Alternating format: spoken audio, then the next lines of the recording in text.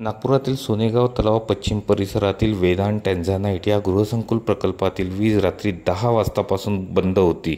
या संदर्भात नागरिकांनी तक्रारी केल्या। संबंधित लाईनमन आणि संबंधित वीज कार्यालयास संपर्क केला, मात्र कुठलाही सकारात्मक प्रतिसाद मिळाला नाही। यानंतर या प्रकल्पातील नागरिकांनी स्वतः वीज केंद्र कार्यालयात जाऊन चौकशी करण्याचा प्रयत्न केला, मात्र तिथे उपस्थित कर्मचारी दारूच्या नशेत धूत असल्याचे आढळून आले। या संदर्भात उपअभियंता नागदेवते यांच्याशी संपर्क केला।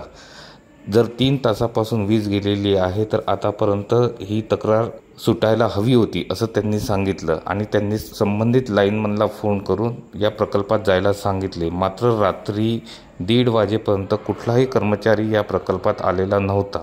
या गंभीर प्रकाराकडे शासन आणि प्रशासनानं तातडीनं लक्ष द्यावं अशी मागणी या परिसरातील नागरिकांनी केलेली आहे।